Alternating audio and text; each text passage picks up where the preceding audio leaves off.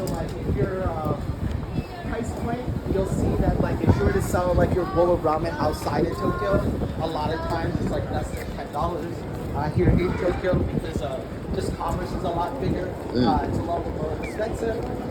So yeah, a lot of smaller ramen shops are quite a bit. Dang. Yeah, so now currently we're walking still through the east side of Shinjuku. This is my first time in New York.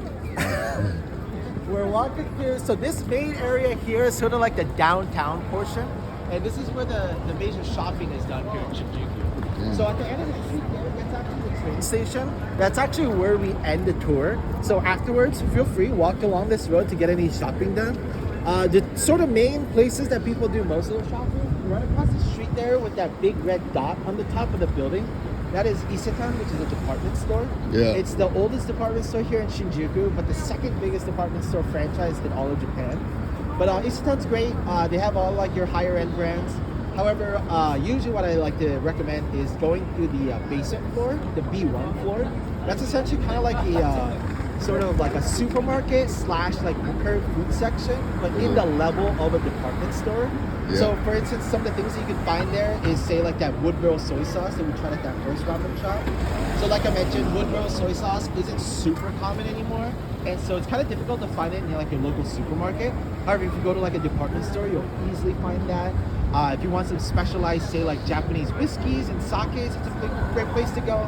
And also they have a lot of like prepared foods and also sort of like beautifully packaged like snacks and like so what I mean by that is like the rice crackers and like the mochis that are like individually wrapped and everything like that. Really great to pick up at the department store.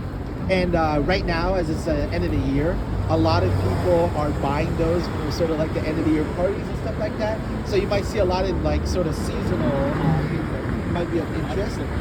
Great, makes for great gifts for your and souvenirs for your friends and family back home as well, because they'll typically sell them in like individual packs of like 10, 20, 30, 50, and then that way you could just buy one box and just like give it, open it up, and just hand it out to all your friends. Exactly. Oh my god. And then of course the other big sort of shopping place that a lot of people go right here. This is the big Uniqlo of Shinjuku.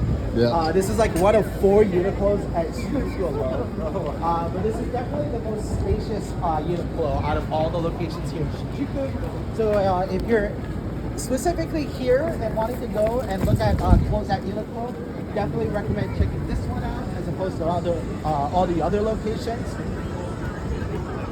Exactly. The Ginza location is still the flagship, but this one is even bigger than the Ginza location. So yeah, feel free to check it out if you're looking for Uniqlo clothes. I would say for the malls, it's about 8 o'clock. But a lot of like the standalone places will stay open for maybe around like 9. It's really kind of up to them, but yeah, the sort of time that I would keep in mind for even the malls and the department stores is This is nice.